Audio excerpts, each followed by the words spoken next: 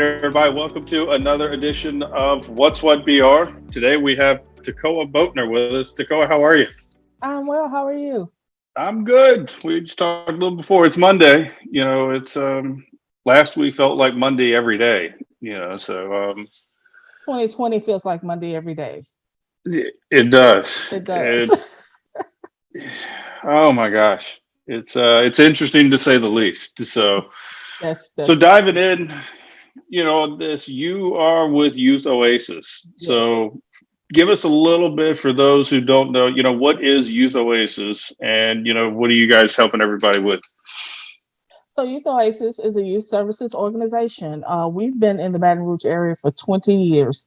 We are the first homeless shelter for youth, and we continue to operate in that space. We've expanded to provide more services to youth in secure and supervised living situations, youth exiting foster care, youth stepping down from secure care in Office of Juvenile Justice institutions, and focusing more on life skills and making sure that when they leave us, they're able to enter into society as a fully whole contributing member in whatever form that emerges while they're with us. And so that's what we do. That's us in a nutshell.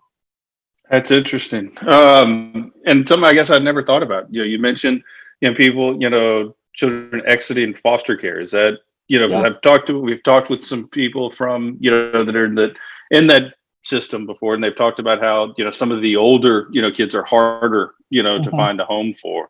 And so Absolutely. I'm just kind of making the leap. I'm assuming that's they're kind of aging out, with that. Exactly. And Yes. that's now they're, is that really like a thing? Like you outgrow your foster care, like it's like, hey, you're out at this point, or I never thought about it. Yeah. Yeah. It actually is. It's kind of like um, it's like your typical high schooler graduating high school, and they go, here you are a fully functioning adult, go out and make decisions, make money, and do good things.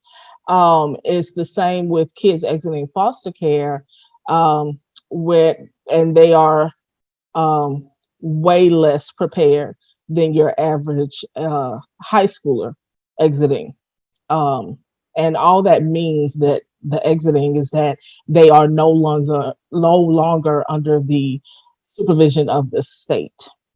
It doesn't change anything else about them as a person or their history or their needs or their desires. It just simply is a change in who cares or who accepts responsibility for their well-being at that point. Um, And and I guess that's, for somebody who doesn't know all the details, but from what I understand, I've been through, some of, when this child's in the foster care, system, the states, helping take care of them, and then there's some mhm, financial that goes to those mhm. families that are helping take care of them. It's almost like I never thought about, it's like, hey, welcome to, an adult. Now you're on your own. And Yeah. that's where you guys are able to step in and help. Because it sounds like that'd be kind of like pulling the carpet out from underneath somebody. Yeah. Right, right. That's our role. We're kind of that stopgap measure, hopefully. And so we do start before the transition day actually occurs. So we start at the age of 16, where they're able to Okay. kind of we can, hopefully be a launch pad for them.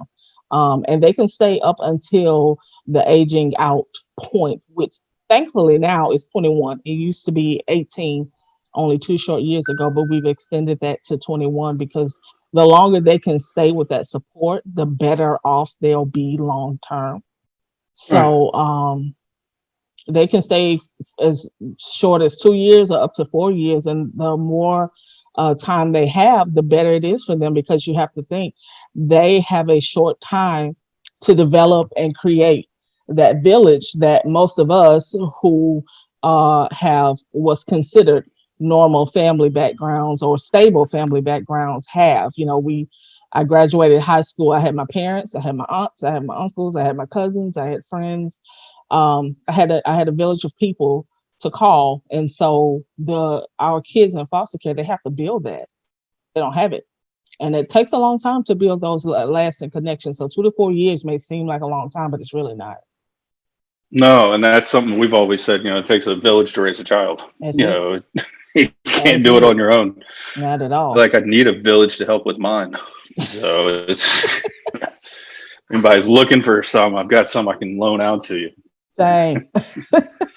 Um, so you guys not only, you know, right now we're right, you know, kind of coming towards the tail end of November, which is, Yeah. you know, runaway prevention, you know, and homeless youth awareness month, you know, Yeah. so that's, I guess a lot of people don't, this isn't something that people like want to talk about, I guess, you know, Mhm. often. And so it's kind of turned another direction, but this Mhm. is something that people do need, you know, to realize that this is a real problem. You know, It we've is. got, you know, we can see it, you know, and it seems to be, it's getting more prevalent in Baton Rouge, you know, It over the is. last couple of years. It So, has. It has. If you go back to the Great Flood of 2016, our homeless numbers for youth has steadily risen. And the thing about homelessness in Baton Rouge, for not just limited to youth, but specifically with youth, it doesn't look like the normal picture of homelessness that you see. You know, people sleeping outside in cardboard boxes. You're not going to see kids, thankfully, like that. What you see is a lot of kids who are sleeping with friends, or their families are living with other family members because they weren't able to fully recover after the flood. And you compound these community tragedies, whatever they may be, and the problem just gets exacerbated because there's only so many resources that can go around. And so you have a lot of family separation, and that family separation um, is what contributes to the rise in homelessness amongst youth. Um, the adult shelters normally can't, unless they're designated as a family shelter, they can't take children. They simply don't have the capacity to do so. And so, in most cases, um, the parents have to choose to either stay homeless, which jeopardizes the family, because if they choose to stay out of the shelter because they don't want to separate from their kids and someone sees them, they're going to rightfully call DCFS for child protection. Um, and if they're not able to come to us, um, and have the kids come to us, or they're not comfortable with the kids staying with us while they stay in the shelter, then again, you have a problem that ends up kind of mushrooming out greater than the original problem, which is not easy to solve. But as with most of our human crises, the solution is simple, but the problem is complex in the sense that it needs a lot of people committed and invested. And so you have someone who needs somewhere to stay. It's as simple as that. mm, And if that someone happens to be a family who has children under the age of 18, you need more places for them to stay, right? yeah, that just sounds like the problem. Like it's that, you know, kind of insult to injury, you know, Yeah. it's I didn't realize, you know, so it's, you go to the shelter, you've got, you know, your 10-year-old kid and you're trying, Mhm. you know, to get, you know, kind of things back on track. And Mhm. then they're going to tell you, sorry, you can come, but they can't. Exactly. Seems like we just made another problem at that point. Yeah. Unintentional consequences of our systems. And of course, they don't do this to be cruel. Mhm. You know, this legislation exists to protect the nonprofit organizations who have these shelters and the people who run them, and the people. Adult shelters can sometimes be unsafe, and so you have children there. You increase that potential. Mhm. They're, you know, they're much safer than being on the street, obviously. Um, However, these are little micro problems, which, like you said, kind of mushroom out. And so the long and short of it is, the normal poverty and the poverty wages that exist in the area contributes to the homelessness, and it all trickles down to the kids. That's who's ultimately paying the price for this. And Mm. so right now, the number of homeless youth in Louisiana is right under a million. Wow. Yeah, That's not a small number. not at all. It's, Not at and all. like you said, that's, you know, because people don't necessarily, they don't see it, you know, they don't see the cardboard boxes. They don't see, the underpass. It's, Yeah. bouncing from house to house. It's family, for as long as you can, then maybe another family, going someplace else.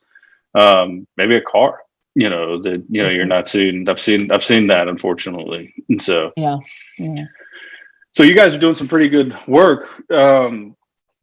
But just like everybody else with 2020, it's been a chore, and trying Yeah. to figure out how to do things, and especially in your world, on the Hmm. fundraising side, that's Hmm. it's not, this isn't free work, and this costs Not at money to all. provide these services and different Hmm. things. So obviously, you guys are looking for people to help, and one of the things Yes, we had talked briefly about it, but you've got kind of some good news, on the we do. horizon with this, emergency shelter and drop-in, center. Is that Yes. something you can kind of tell us a little bit about? Because that was pretty exciting Yes, to hear. it is. Through a grant from the Federal Youth Service Bureau, we are going to be opening an emergency shelter for youth only and a drop-in center. And what these two programs will allow us to do is, one, it creates a safe place kind of to drive a wedge into the problem we talked about earlier, for youth ages 18 to 25, um, to have a safe place to be. And it's not limited to single youth. This will be youth that are parenting, and families also. And so we'll have a shelter that is youth centered. So it is geared to youth and more responsive to the youth experience, which again is unique. And the drop-in center acts as a resource place and um, a welcoming, affirming area for uh, youth, and that starts at the age of 16 and goes all the way up to 25. And in drop-in center, they can come and they can hang out. They don't. There's no pressure for them to get services, because the idea is always relationship. You can't. People are more inclined to help people they have a connection with, and the people who have a connection are more inclined to receive help, right? Mhm. And so, they we basically are offering a safe place for youth who, in every other place where they are, um, I guess, viewed as second class citizens because of our long-standing tradition in terms of how youth are portrayed, and how youth are treated. They come to a place where their voice is centered, and it is the main voice that we're listening to, because youth, like everybody else, have are allowed to the process of self-determination. They're allowed to determine what their help looks like. And if all their help is having a safe place to go after school because their parents are working and they can't get home, they don't have any childcare, well, they can come hang out with us until their parents get home, and that's fine. We don't need to call, DCFS, and we don't need to intervene in any other way, but to provide that safe place for them. They can have a meal, they can play some games, they can, kids that may need to wash their clothes because you have a 17-year-old that ends up being the head of the household for their younger siblings, but there's no washer, there's no running water, things like that. They can come, no questions asked, they can wash their clothes, and they can leave if they want to. But if they want that additional help of, what, hey, I have a situation at home. Can you help me with this? Sure. Because we also So have to recognize that some of the institutions that are designed to help youth have harmed them in the past in some way. And so before we rush in with a blank check or a big heart to say, hey, let me help you, the first thing to do is to restore and reestablish our sense of humanity with each other, our connection with each other, and go, hey, I see you. Let's talk.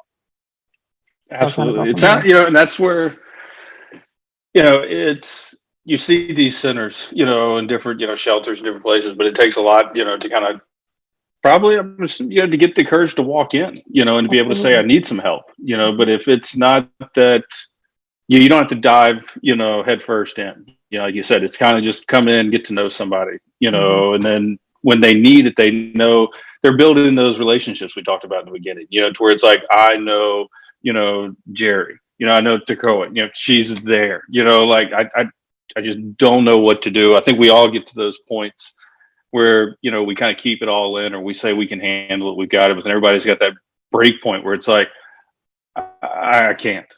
And Right. most of us have that place to turn to where it's like I can't. Or even if you don't have a place to turn, you've got that support system where somebody sees you and they can look at you and go, they're done. We need to Yeah. step in here and help. But at least this way, they've got a place. Like I said, they've built relationships. Maybe if it's just doing some laundry once a week. And so this will be a big, kind of a, I don't know, in my mind, picturing, kind of beacon, or, a place where they know that, hey, this is where we can go. Yeah. I'm not going to get questioned. I'm not going to get the third degree. If I just want to go hang out and cool off because it's hot outside, That's it. just That's it. drop in, That's have some it. fun. So, Right. And so I'm hoping that we the participation increases through word of mouth, because that means that we've established that sense of trust with the youth, and that's going to be our biggest driver. but I think that's, being homeless, and runaway, that's a horrible thing, but it's a cycle that's you've got to break. And if you can catch it, early, then maybe, if you can catch the youth, then you can stop, the other side of it. Otherwise That's it. you kind of get wrapped into this to where That's it's it. this, how do I do it? And would seem that this, it's all important work, what everyone's doing, but especially what we can do here, and the fact that you've got this grant, but that's not going to do the whole thing, right? We That's still need it. some other people, to help. I think I saw you guys are actually participating in Giving Day that we've had on the Yes. show. Yes. It's if anybody doesn't know, it's December 2nd, and the week before, actually, you can find Youth Oasis there, and Hmm. you can donate. And Yes. so That's it. And every dollar we raise from this point forward is going to go towards this emergency shelter and drop-in center. We get and have been getting probably 10 to 15 calls a month for shelter services for youth. And so the sooner we can get this up and running, the sooner we can make a difference and make a small dent in this problem.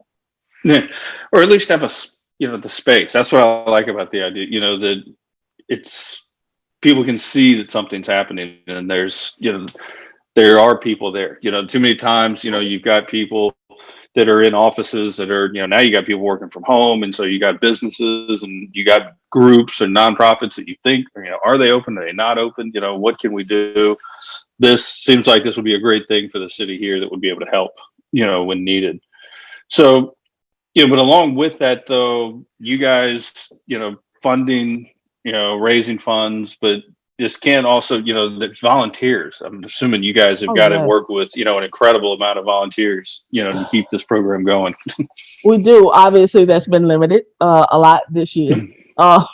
But yes, along with our normal services that we have, and because we're building these two new programs, we are going to be needing some volunteers, skilled volunteers, in we'll need someone to come paint and help redesign rooms and make it a friendly place and a healthy, robust place. And so we'll need lots of hands on deck for that. Another program that we are wanting to roll out next year is a virtual mentoring program. More than ever, we've already had mentoring because that's really important. But now that everything's gone virtual, we have we received a grant from Capital Area United Way to help us get computers. And so now all of our kids have computers with cameras where they could talk to their mentor. They don't have to meet in person, keeping everybody safe and still get that human connection, because that is the most important um, intervention in all of this, is having a caring adult personally invested in their success. Mentoring, especially for our LGBTQ youth, which is a big part of our mission, is important because that sense of family is something that is either been taken from them or being threatened to be Mhm. taken from them. And so having maintaining social connection is important for all of our youth, but especially for our LGBTQ youth. I think it's important.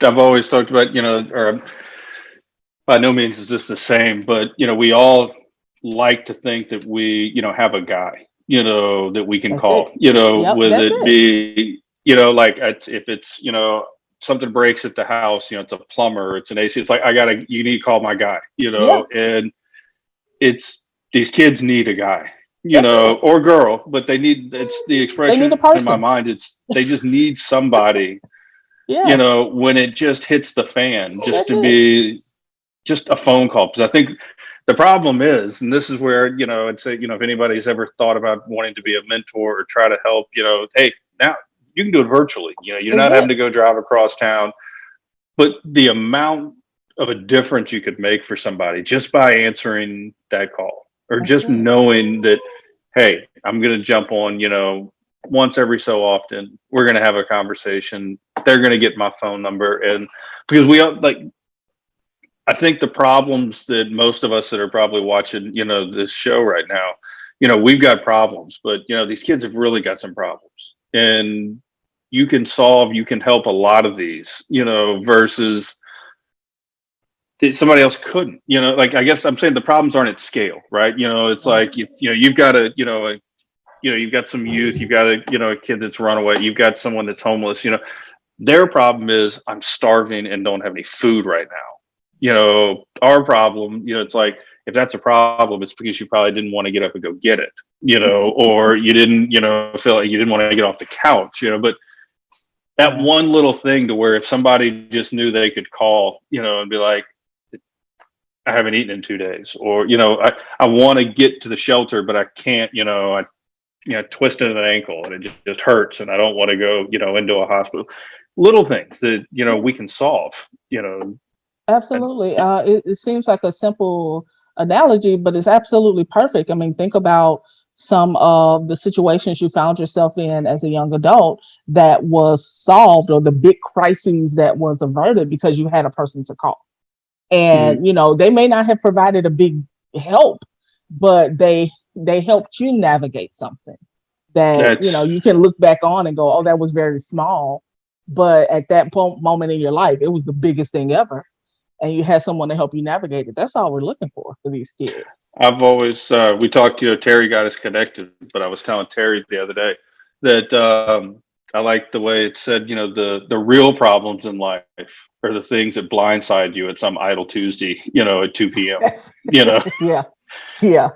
that's the real stuff. It's not the, this stuff that we, these are our problems. It's the stuff that just comes out of left field. And if you don't have that Mhm, support system, then you're stuck on your own. And mhm. depression can set in, everything, it just can spiral at that point. So if anybody's, you know, got some, if you've got the means to, help with some of this fundraising, especially on giving day, if you've got some time to donate, for Yes, just absolutely. mentor, be the person, you'd be amazed at the impact. And you're not just helping one person, because in my mind, it's that trickle down, or the 7 degrees of separation. You've helped, one kid, and they're going, it might be another kid who doesn't, but he's like, hey, I can call my guy. He can help us. That's it.